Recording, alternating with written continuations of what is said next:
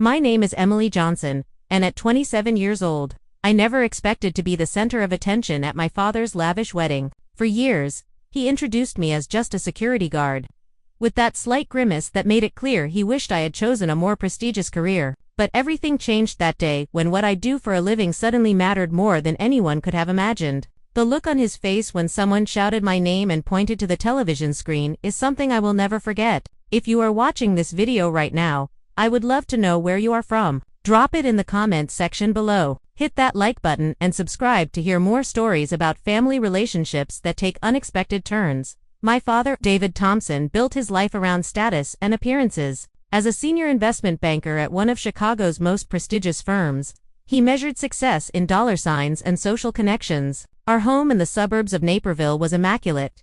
Our vacations were extravagant, and our family photos were perfectly staged for his office desk. But beneath that polished exterior, our relationship was always strained by his impossible expectations.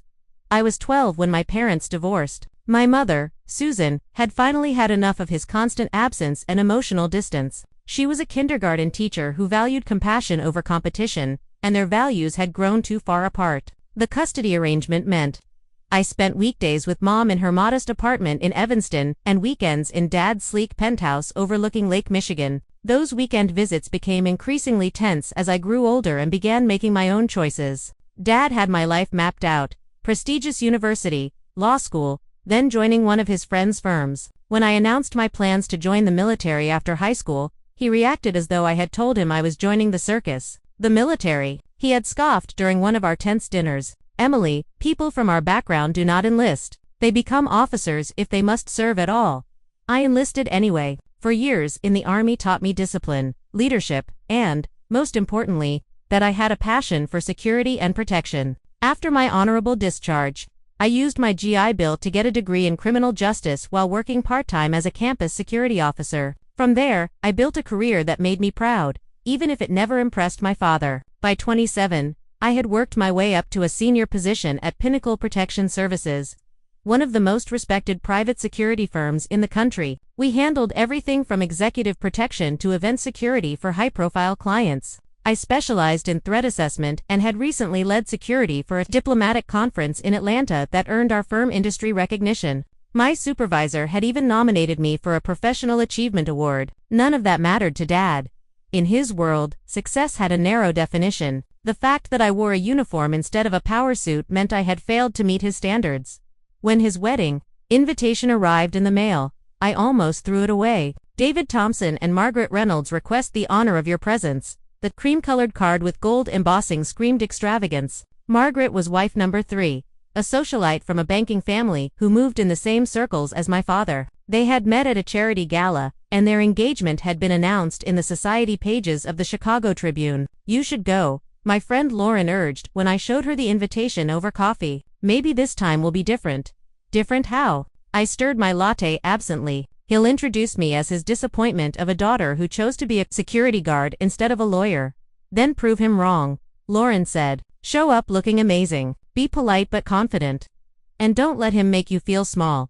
Shopping for wedding attire with Lauren turned into an all-day event. We finally settled on a navy blue dress that was elegant without being flashy, paired with simple silver jewelry. Looking in the mirror, I felt a flutter of hope. Maybe this time he would see me as the accomplished professional I was, not the daughter who had disappointed him. The night before the wedding, I called Mom for moral support. Just remember, honey, she said, his inability to appreciate your choices is his failure, not yours. You have built a life that makes you proud, and that's what matters. I held on to those words as I packed my overnight bag for the weekend at the luxury resort in Miami, where the wedding would take place. Deep down, a small part of me still hoped for reconciliation, for some sign that my father could see my value beyond the career path I had chosen. It was that glimmer of hope that made me pack the invitation, book the train ticket, and prepare to face the judgment that awaited me. What I could not have known then was how dramatically this wedding weekend would change everything between us. The Palms Resort sprawled across 30 acres of manicured gardens and pristine beach in Miami. As my taxi approached the main building, I spotted white tents gleaming in the distance where I assumed the ceremony would take place. Even from afar, I could see the elaborate floral arrangements and crystal decorations catching the midday sun. The lobby buzzed with wedding guests checking in. many of whom I recognized from Dad's social circle, women in designer sundresses with perfectly highlighted hair, men in tailored casual wear discussing stock options and real estate investments. I felt instantly out of place, despite my carefully chosen outfit.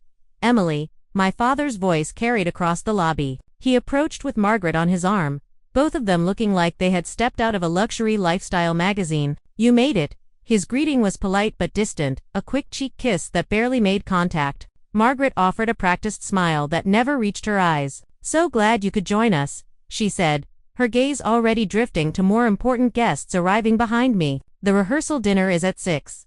Do make yourself comfortable until then." They moved on quickly, leaving me standing alone with my overnight bag. A bellhop appeared to take my luggage to my room, and I found myself with hours to kill before the evening's events.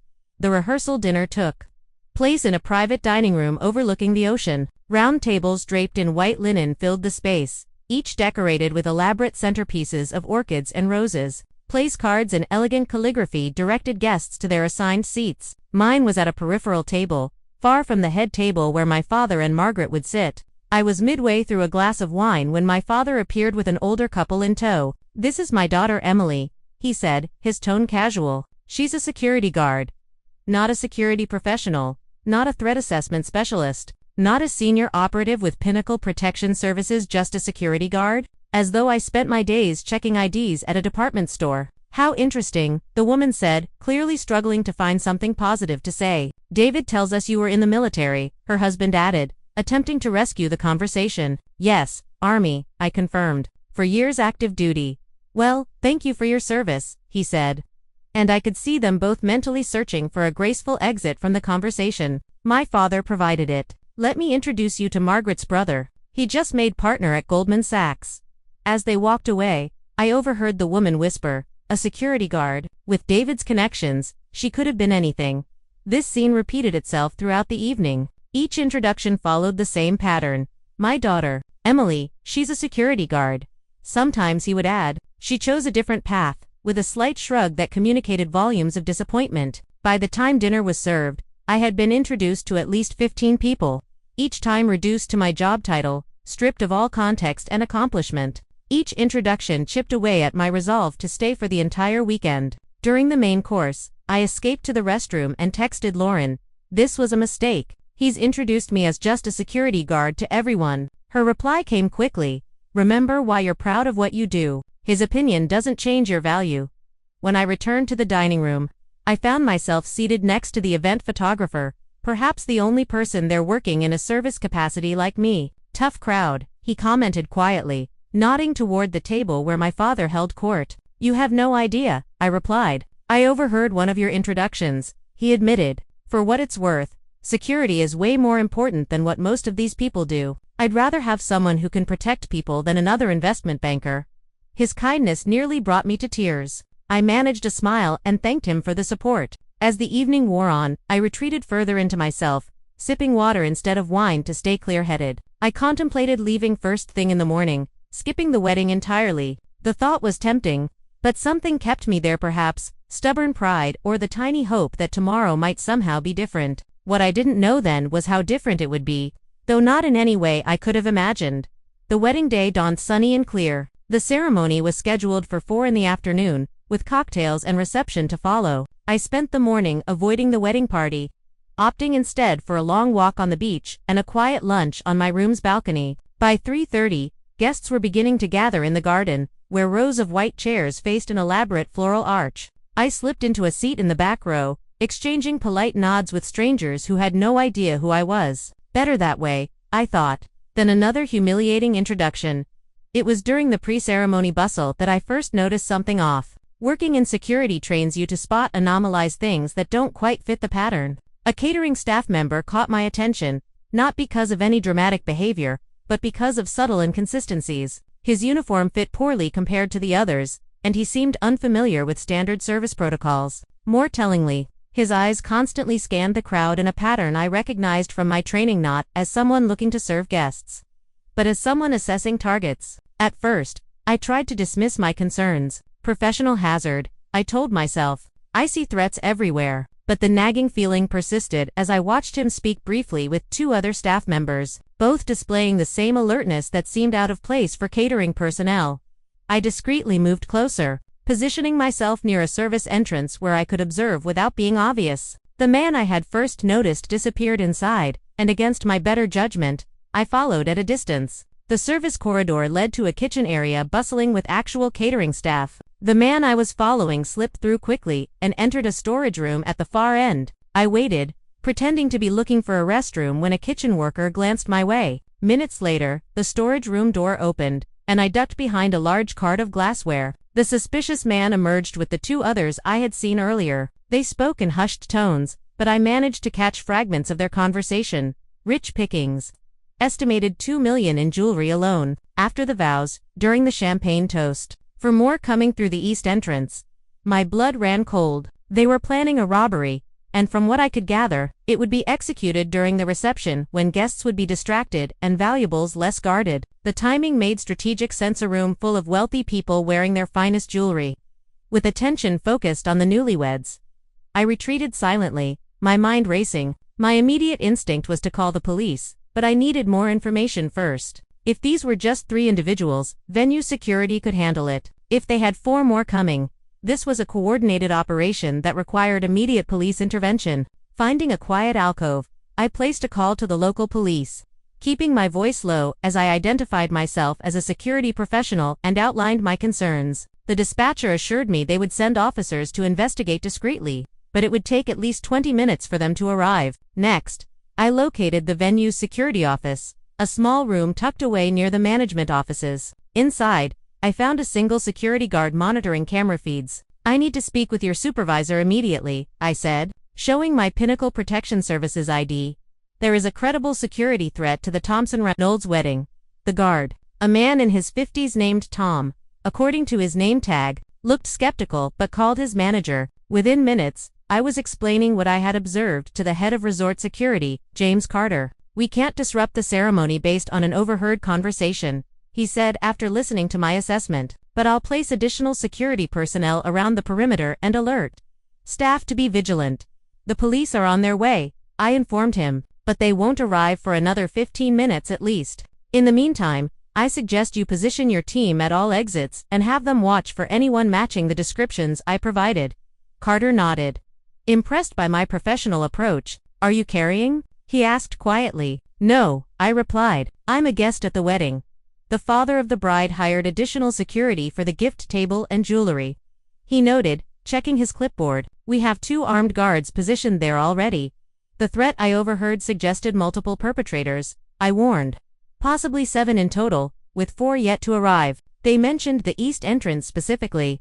As Carter mobilized his team via radio, I returned to the ceremony, which was now beginning. Guests were seated, music played softly, and the wedding party began their procession. I slipped into a seat at the very back, my attention divided between the ceremony and scanning the perimeter for suspicious activity. My father stood at the altar, beaming as Margaret walked toward him on her father's arm. In that moment, as genuine joy crossed his face, I felt a pang of sadness for our broken relationship, but I pushed the thought aside, focusing instead on the immediate threat. As the ceremony progressed, I noticed 2 unfamiliar men in catering uniforms position themselves near the gift table. They moved with a deliberate casualness that raised immediate red flags. I texted Carter with their location and description, then slowly made my way toward the back of the seating area to maintain visual contact. The officiant was just pronouncing my father and Margaret, husband and wife, when I spotted another suspicious individual near the bar setup for the reception.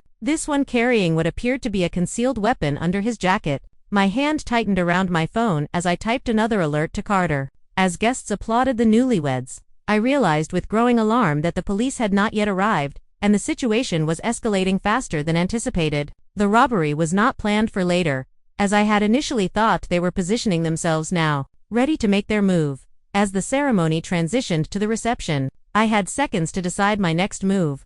Warn my father and cause a scene that might provoke the armed suspects into violent action, or continue monitoring while waiting for police backup. Years of training kicked in, and I chose the approach least likely to endanger innocent guests. Moving casually but purposefully toward the closest suspect, I prepared to do what I had spent years training for. even if it meant ruining my father's perfect wedding day. The transition from ceremony to reception happened quickly. Servers appeared with trays of champagne, and guests formed a receiving line to congratulate the couple. I maintained visual contact with the 3 suspects I had identified, noting with growing alarm that they were now communicating via discreet ear. I checked my phone, no message from the police yet. Carter had positioned his security team as I suggested, but they were understaffed and under-equipped for what was coming. My military training and security experience told me this situation could deteriorate rapidly. The first sign that the robbery was beginning came when the lights flickered briefly, an intentional disruption to the venue's electrical system. In that moment of confusion, I saw the suspect near the bar reach into his jacket. "Gun!" I shouted, diving toward the nearest group of guests as the man pulled out a weapon. Chaos erupted immediately. The armed man fired a shot into the air, causing screams and panic as guests ducked for cover. "Nobody move," he commanded. "This is a robbery. Cooperate, and nobody gets hurt."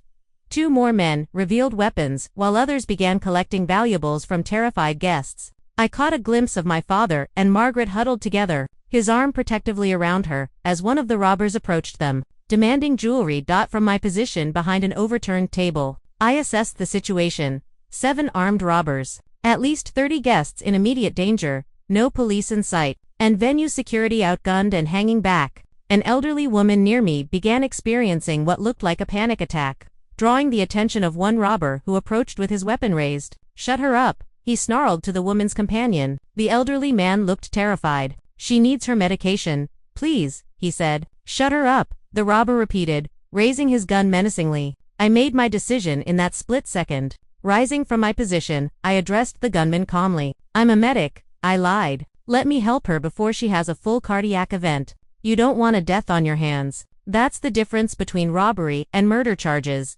The robber hesitated, then jerked his gun toward the elderly woman. "Make it quick." I moved slowly, hands visible, kneeling beside the woman while positioning myself between her and the gunman. Up close, I could see she was indeed in medical distress. "Deep breaths," I instructed quietly, while assessing the positions of all armed suspects in my peripheral vision. "I'm going to help you and everyone else here. Just focus on breathing." The woman's companion squeezed my hand in silent gratitude. As I pretended to help with breathing exercises, I spotted the police arriving outside through a window. The robbers hadn't noticed yet, too busy collecting valuables. The leader was now confronting my father, demanding his watch and Margaret's diamond necklace. "Take it," my father said, his voice shaking as he unclasped his Patek Philippe. Margaret removed her necklace, tears streaming down her face. The leader grabbed the jewelry, then pointed his gun directly at my father's chest. "The safe code for the bridal suite. Now." My father paled. "I don't know it by heart. I need to check my phone." "No phones," the robber snapped, pressing the gun barrel against my father's temple. Something inside me snapped at the sight of my father so vulnerable. Whatever our differences, I could not watch him die. I caught the eye of the venue security chief across the room and gave him a subtle nod. He understood my signal and readied his team. "There's a master list of codes at the front desk," I called out, drawing the leader's attention away from my father. "I work here. I can get it for you." The leader turned, suspicious. "You work here doing what?" "Security," I said, rising slowly to my full height. "I know the resort protocols." As hoped, the leader approached me, drawn by the prospect of easier access to the resort's secure areas. As he came within range, I made my move. Years of combat training took over. In one fluid motion, I disarmed him, using his momentum against him to take control of his weapon, while simultaneously striking a precise blow to his solar plexus. He doubled over, gasping for air, as I secured his gun. His accomplice reacted immediately, firing in my direction. I felt a searing pain in my upper arm but maintained my grip on the leader, using him as a shield while calling out to the security team. Now, the venue security team emerged from their positions, as did 2 undercover police officers who had managed to blend in with the crowd. Gunfire erupted briefly, but the robbers, seeing their leader captured and police presence established, began to surrender. One tried to escape through the kitchen, taking a server hostage. I handed the subdued leader to a police officer and pursued, despite the bleeding wound in my arm. Moving silently through the kitchen, I located them near the loading dock. "It's over," I called out. "Police have the building surrounded." The robber tightened his grip on the terrified server. "Back off, or I'll shoot her." I kept my voice calm and authoritative. "You're making this worse." Armed robbery becomes attempted murder if you pulled that trigger. Right now, with good behavior, you might see daylight again someday. While maintaining eye contact and dialogue, I shifted position, gradually moving to create a better angle of intervention. There's no way out, I continued. Put down the weapon and let her go.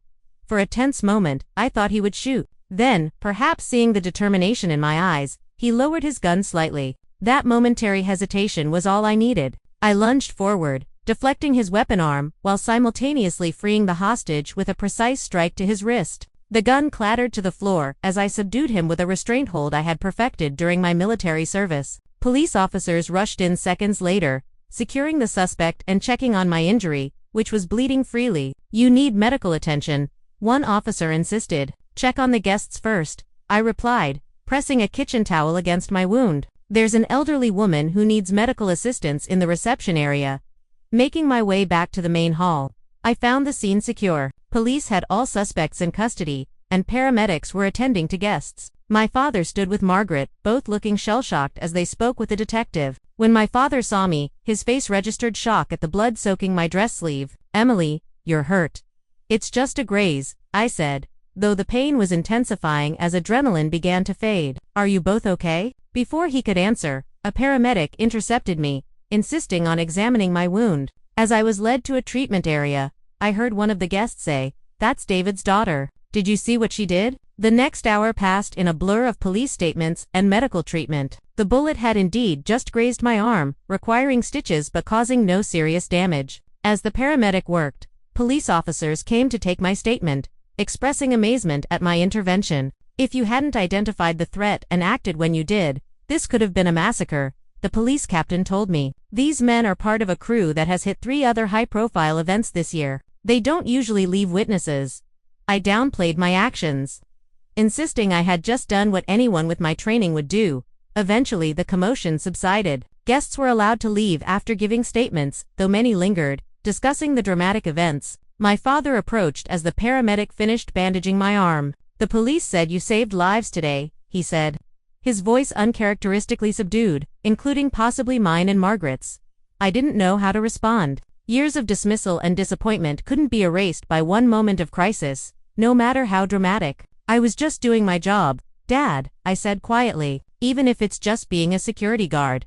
His face flushed at having his words thrown back at him. Margaret touched his arm, perhaps sensing the tension. "We're so grateful, Emily," she offered. "The police want to interview you again tomorrow for the investigation. Will you come to the brunch?" Exhausted and emotionally drained, I agreed simply to end the conversation. All I wanted was to shower, change out of my blood-stained dress, and sleep. The reception was obviously cancelled, the venue now a crime scene being processed by forensic teams. As I left, a local news crew was setting up outside, interviewing shaken guests about the attempted robbery. I slipped past them unnoticed and returned to my room alone.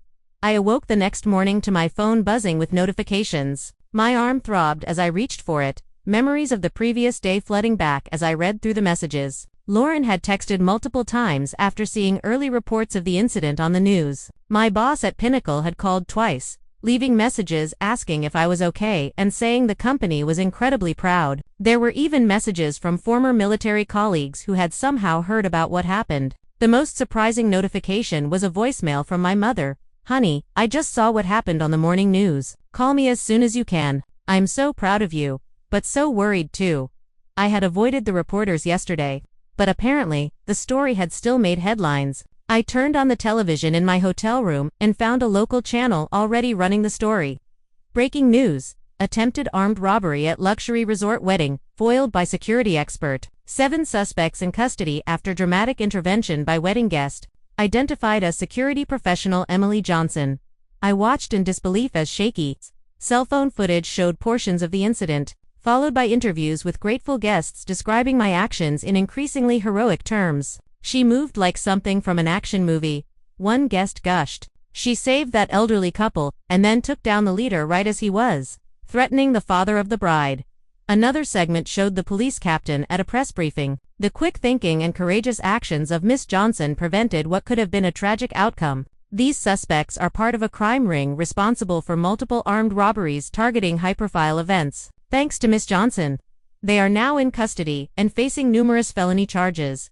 I turned off the television, feeling strangely detached from the person they were describing. In truth, I had just relied on my training and done what needed to be done. The alternative, standing by while armed criminals threatened innocent people, including my own father, was never an option. The bandage on my arm needed changing, and the hotel room felt suddenly claustrophobic. Despite my reluctance to face my father and his guests, I decided to attend the brunch, if only to give my statement to the detectives and then leave.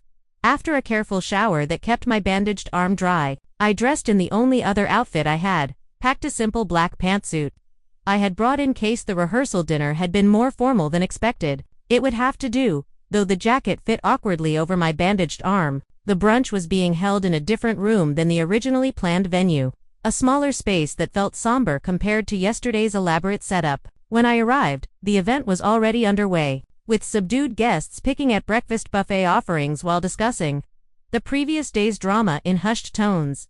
Margaret spotted me first, breaking away from a conversation to approach me. "Emily, thank you for coming," she said, her usual polished facade showing cracks of genuine emotion. "How's your arm?" "It'll heal," I replied simply. "I understand the detectives wanted to speak with me again." "Yes, they should be here soon." She hesitated, then added, "David has been trying to explain to everyone how proud he is of you. It's all been such a shock." I nodded, not trusting myself to respond. After years of dismissal, my father's sudden pride felt hollow, a reaction to public acclaim rather than genuine appreciation of who I was. As I made my way to the buffet, picking up a cup of coffee, I had no appetite for actual food. I noticed the stares and whispers following me. Guests who had barely acknowledged my existence yesterday now watched me with newfound interest. My father was holding court at a table near the window, surrounded by his closest friends. He seemed to be midway through a story, gesturing emphatically. As I approached, I caught the tail end of his words. "Always knew she had potential. That military training really paid off, didn't it?" I paused, coffee cup halfway to my lips. Was he actually trying to take credit for my actions, implying he had supported my military service when he had actively opposed it? Before I could decide whether to confront him, a staff member approached to inform me that the detectives had arrived and were waiting to speak with me in a private room. Grateful for the interruption, I followed her out. The interview with the detectives was straightforward. They needed additional details for their investigation and wanted to confirm certain timeline elements. They informed me that all 7 suspects were in custody and that evidence in their vehicle had linked them to 3 previous armed robberies at high-end events. "You'll likely be called to testify when this goes to trial," the lead detective explained. "And there's already talk about a civilian commendation from the department." I thanked them but downplayed the suggestion of any award. I was just doing what I'm trained to do. "Well, not everyone with training acts when the moment comes," the detective replied. "From what we've gathered, you saved lives yesterday." When I returned to the brunch, I intended to make a quick exit. I had given my statement, made an appearance, and saw no reason to prolong what was already an uncomfortable situation. My father, however, had other ideas. "There she is," he called out as I entered, drawing all eyes in the room to me. "The hero of the hour." I forced a polite smile, uncomfortable with the attention. My father approached, putting an arm around my shoulders in a show of affection that felt foreign after years of distance. "I was just telling everyone how you've always had this protective instinct," he said loudly enough for nearby tables to hear. "Remember when she was 10 and stood up to that bully at school? Always looking out for others, my Emily." The selective memory and revisionist history were too much. I carefully extracted myself from his grasp. "Dad, I should really get going. I have a train to catch." "Nonsense. You can't leave yet. People want to hear about your security work now." The way he said security work was different than before, not dismissive, but almost boastful, as if my career had suddenly become acceptable now that it had made him look good by association. I was saved from having to respond by a commotion near the bar area of the room. Someone had turned up the volume on the television mounted on the wall, which was showing a breaking news segment. "We have more details on yesterday's dramatic foiling of an armed robbery at the Palms Resort," the news anchor was saying. "The security expert who intervened has been identified as Emily Johnson, a decorated military veteran currently employed by Pinnacle Protection Services." The screen switched to show a professional headshot of me from Pinnacle's website, followed by security camera footage of the incident that someone had obviously provided to the media. There I was, moving with decisive purpose as I disarmed the lead robber and coordinated with security personnel. A hush fell over the brunch as everyone turned to watch. The news segment continued with interviews from law enforcement and security experts praising my actions and professional assessment of the threat. Then came something I hadn't expected: footage of me pursuing the final suspect through the kitchen and resolving the hostage situation, captured by the venue's security cameras. I hadn't realized anyone had recorded that part of the incident. As the footage played, someone across the room exclaimed loudly enough for everyone to hear, "Holy cow, she's on the news." All eyes swiveled from the television to me, standing frozen near the doorway. I watched my father's reaction as he stared at the screen, his champagne glass slipping from his fingers and shattering on the floor. The sound seemed to echo in the sudden silence of the room. The news anchor continued, "According to police, this criminal organization has been targeting high-profile events for months. Sources close to the investigation tell us the jewelry and valuables they had already collected from guests at yesterday's event were valued at over $300,000. Before Johnson intervened, as the segment ended, the room erupted in conversation, with guests pointing between me and the television in amazement. My father remained rooted to the spot, champagne pooling around his expensive shoes. His expression, a complex mixture of shock, embarrassment, and something that might have been the beginning of genuine respect. In that moment, everything changed, not because I needed or wanted his approval, but because, for the first time, he was seeing me as I truly was: professional, capable, and valuable on my own terms, not his. The broken champagne glass seemed to break something in the room's atmosphere as well. The polite society veneer cracked open, and suddenly everyone wanted to speak to me. Guests who had barely nodded hello the previous day now approached with effusive praise and questions about my work. "Is it true you were decorated in the military?" one of my father's business associates asked. "You work for Pinnacle. They handled security for the governor's inaugural ball, didn't they?" another questioned. "The news said you spotted the threat before anything happened. How did you know?" a woman in expensive pearls inquired. I answered politely but briefly, increasingly uncomfortable with the attention. This was not how I had imagined this weekend going. I had prepared myself for dismissal and disappointment, not for becoming the center of attention. My father had not moved from his spot by the broken glass, though someone had come to clean up the mess. Margaret stood beside him, whispering something in his ear, as he continued to stare in my direction. "If you'll excuse me," I said to the group that had gathered around me, "I need to speak with my father." As I approached him, I saw something I had rarely witnessed in my entire life. David Thompson at a loss for words. He opened his mouth, then closed it again, uncharacteristically uncertain. "Dad," I said simply. "Emily," he replied, his voice unusually rough. "I didn't realize. The news report said you're up for a Civilian Bravery Award, apparently." "So I hear," I confirmed. "Though that was never my intention." "And you work for Pinnacle. They're the top firm in the industry." "Yes, for 3 years now. I mentioned it at Christmas dinner last year." "But you were discussing the stock market with Uncle Michael." He had the grace to look embarrassed. "I see." Margaret squeezed his arm. "David, perhaps you and Emily should talk privately." He nodded, motioning toward a small alcove away from the main brunch area. As we walked, I noticed the room had divided its attention between us and the television, which was now showing follow-up coverage about the foiled robbery. "The news is saying you saved lives," my father said once we were relatively alone, including mine and Margaret's. "I did what needed to be done," I replied evenly. He hesitated, searching for words. "Too uninformed about your career." Uninformed. I couldn't help the edge that crept into my voice. "Dad, you've been actively dismissive. You introduced me as just a security guard to everyone at this wedding." He winced. "I didn't understand the nature of your work." "You never asked," I pointed out. "Not once in 7 years have you shown any interest in what I actually do. You decided my career was beneath you, and that was that." He looked genuinely surprised. "I thought you were working minimum wage security jobs, mall security, or nightclub bouncer work.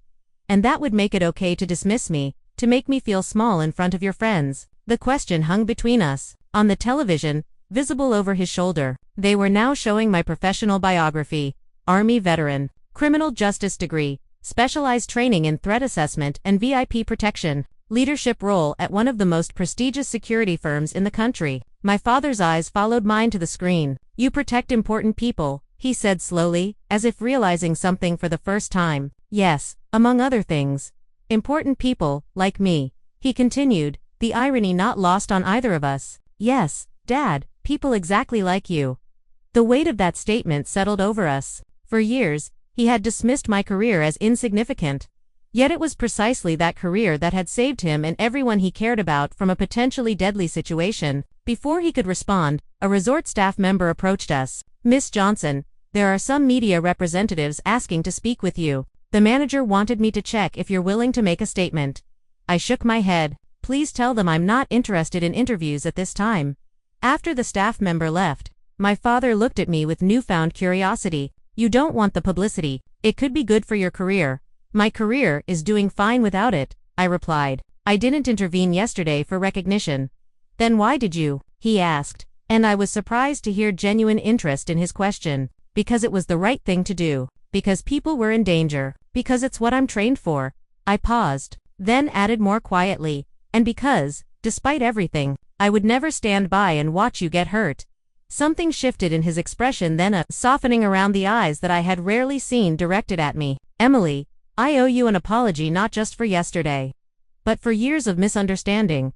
It was a start, though misunderstanding hardly covered the years of dismissal and disappointment. Before I could respond, the television volume suddenly increased again as someone turned it up to hear the latest update. "We are now learning more about Emily Johnson, the security expert who prevented what could have been a tragic outcome at yesterday's resort wedding," the anchor was saying, according to Pinnacle Protection Services. Johnson recently led security for the International Finance Summit in Atlanta, protecting over 30 high-level executives and government officials. She has received multiple commendations for her work in threat assessment and is considered one of the rising stars in the private security industry. The camera cut to my boss, Robert Lee, standing outside Pinnacle's headquarters. "Emily exemplifies the highest standards of our profession," he was saying. "Her actions yesterday demonstrate the level of training and commitment our team brings to every assignment. We are incredibly proud of her quick thinking and courage under pressure." The brunch room had fallen silent again, all eyes moving between the television and me. I felt my face flush with embarrassment at being the center of attention, but also with a strange sense of vindication. For years, I had carried the weight of my father's disappointment, questioning my own choices despite my professional success. Now, suddenly, my world was being broadcast for all to see, including the father who had never bothered to look. As the news segment ended, a slow, scattered applause began, building until the entire room was clapping. My father, after a moment's hesitation, joined in, his eyes never leaving my face. The applause eventually died down, and guests returned to their conversations, though now they all seemed to be about me. I turned back to my father, finding him watching me with an expression I couldn't quite read. "I think I should go," I said. "This is supposed to be your and Margaret's celebration, not whatever this has become." "Wait," he said, reaching out to touch my arm, then stopping short when he noticed my bandage. "You were shot protecting us. It's just a graze. That's not the point." He shook his head. "You put yourself at risk for a room full of people who didn't even know your name, including me." "Who?" He trailed off, unable to finish the thought. The unspoken truth hung between us, including him, who had never valued what I did until it saved his life. "Dad, we don't need to do this now," I said, suddenly exhausted by the emotional weight of it all. "You should get back to your guests. We can talk another time." "No," he said firmly. "We've put off this conversation for too long already." "I've put it off." He glanced around at the crowded room. "But you're right. This isn't the place. Will you meet me this afternoon before you leave? Just the two of us." I hesitated, then nodded. "Text me when and where." As I turned to go, my phone buzzed with an incoming call. It was Robert, my boss at Pinnacle. I excused myself and stepped out to take the call. "Emily, are you okay?" he asked immediately. "I just saw the full news report."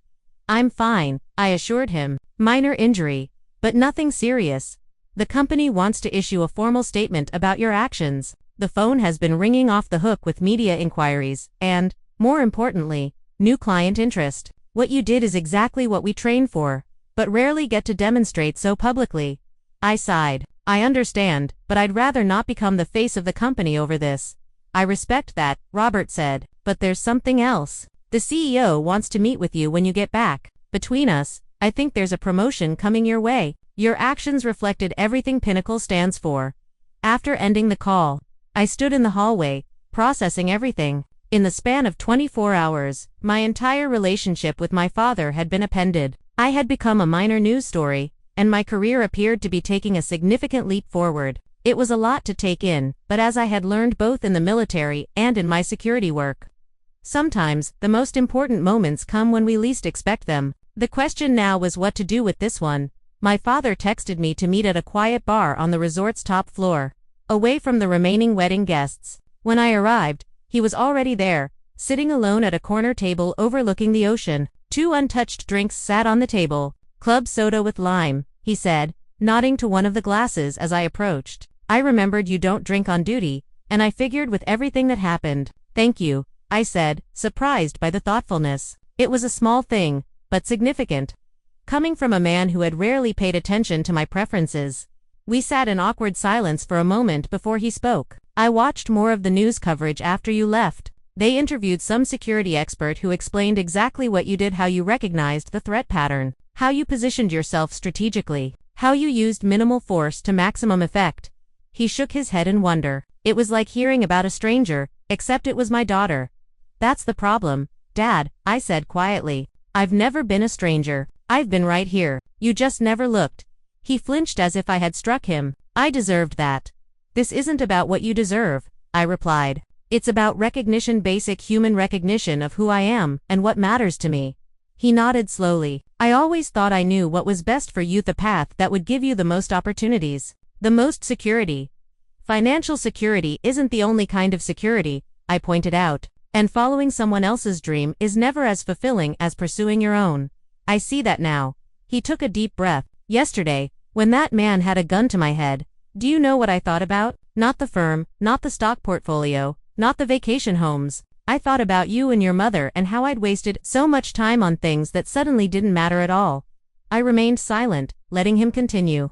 "And then there you were, stepping up, taking control of a situation that had professional security guards backing away. You were magnificent, Emily, not because you were on the news or because people are calling you a hero, but because you are completely yourself, confident, capable, calm under pressure." He looked down at his untouched drink. "I've never been prouder in my life. And I've never felt more ashamed of how little I've understood or supported you." The words I had longed to hear for years now landed with surprising weight. Part of me wanted to accept this sudden validation and move forward, but another part recognized the need for complete honesty if we were ever to rebuild our relationship. "Dad, I appreciate that. I really do, but I need you to understand something. I didn't become who I am overnight. I didn't suddenly transform into someone worthy of your respect because I was on the news or because I prevented a robbery at your wedding. I've been this person all along, dedicated, skilled, committed to something I believe in. The only thing that changed was your perception." He nodded, accepting the truth of my words. "You're right, and I can't take back the years of dismissal or the damage that caused. I can only tell you that my eyes are open now, and I'd like the chance to really know my daughter, the real one. Not the one I imagined you should be." "That would be a start," I acknowledged. "Your mother always said you knew your own mind better than anyone," he admitted with a small smile. "She told me years ago that fighting your nature would only drive you away." She was right about that, as she was about many things. The mention of my mother brought a question to mind. "Have you spoken to Mom since yesterday?" "Yes, briefly. She called after seeing the news." His expression softened. "She reminded me rather forcefully that she's been attending your professional award ceremonies for years without me." I couldn't help but smile, imagining my mother's forceful reminder. "There's one more thing I need to say," my father continued, his tone serious again. "Thank you not just for what you did yesterday, but for being who you are, despite my lack of support. That takes a kind of strength I'm only now beginning to appreciate." The sincerity in his voice touched something deep inside me. For the first time in our conversation, I felt the wall between us begin to truly crumble. In the weeks that followed, my life changed in ways both expected and surprising. The footage of the incident went viral, leading to a flood of media requests that I mostly declined. Pinnacle Protection Services did promote me, placing me in charge of a new division focused on event security and threat assessment training. My injury healed cleanly, leaving only a small scar that I sometimes caught myself touching during stressful moments, a reminder of what I was capable of when it mattered most. Professional recognition came in forms I hadn't anticipated. I received the Civilian Bravery Award the police captain had mentioned, presented at a ceremony attended by both my mother and, to my surprise, my father. Several security industry publications ran profiles on me, and I was invited to speak at conferences about threat identification and intervention strategies. More meaningful than the public acknowledgement, however, were the private changes. My relationship with my father entered a new phase, tentative at first, then gradually more genuine as he made efforts to understand my world. He asked questions about my work, listened to the answers, and even attended a demonstration of tactical response techniques my team had developed. When a major financial magazine included me in their 40 under 40 list of security professionals, he framed the article and displayed it prominently in his office alongside his own achievements. 6 months after the wedding, he visited my apartment in Schaumburg for dinner, something he had never done before. As we sat at my small kitchen table, he looked around at the modest space with new eyes. "You know," he said, "I always equated success with a certain lifestyle: big house, expensive car, exclusive address." "I know," I replied, serving the pasta I had made. "That's why my choices confused you so much." He nodded. "But looking at your life now, I see a different kind of success. You have purpose, respect from your peers, work that makes a tangible difference in the world." He hesitated, then added, "You have integrity. That's worth more than any corner office." I smiled, recognizing the significance of those words coming from a man who had spent decades chasing corner offices and country club memberships. "Does this mean you'll stop sending me listings for law school programs?" I teased. He laughed, a genuine sound I had heard too rarely. "I think I can safely say your current career path is working out just fine." My healing journey extended beyond my relationship with my father. The incident forced me to confront the ways I had internalized his dismissal, sometimes doubting my own choices despite outward success. Through therapy and deep reflection, I began to fully embrace my path, not in reaction to his disapproval, but as a positive choice that aligned with my values and strengths. I learned that true security comes not from others' validation, but from living authentically. The recognition my father finally gave me was welcome, but I no longer needed it to feel complete. 1 year after the wedding incident, I received an unexpected call from Margaret. She and my father were hosting a charity gala benefiting first responders, and they wanted me to speak about the importance of security training and emergency preparedness. "Your father is really proud of you," she said, her tone warmer than I had ever heard it. "He tells everyone about your work now. It's actually quite sweet." At the gala, standing at the podium, looking out at a room full of people, including my father, I reflected on how dramatically life can change when we stay true to ourselves, even when those closest to us can't see our value. Security is not just about protection, I told the audience. It's about creating spaces where people can thrive without fear. Sometimes that means physical safety, but often it means something deeper: a sense of being valued for exactly who you are. I caught my father's eye as I spoke those words, and the look of understanding that passed between us was worth more than any headline or award. Life is rarely as dramatic as those moments at my father's wedding, but the lessons from that day continue to guide me. I learned that sometimes we must save ourselves before we can save others. That recognition often comes from unexpected places, and that it's never too late to rebuild what has been broken. I still work in security, still put myself between danger and those who need protection, but now I do so with the complete knowledge that my path is valid, valuable, and entirely my own. Have you ever had a moment when someone finally saw your true value after dismissing you for years? Or have you experienced a dramatic event that changed a difficult relationship in your life? Share your story in the comments below. And if you found something valuable in my journey, please like this video, subscribe to hear more stories of personal triumph, and share it with someone who might need a reminder that their path is valid, even when others can't see it yet. Thank you for listening. And remember, sometimes the greatest security comes from knowing, without doubt, that you are exactly where you are meant to be.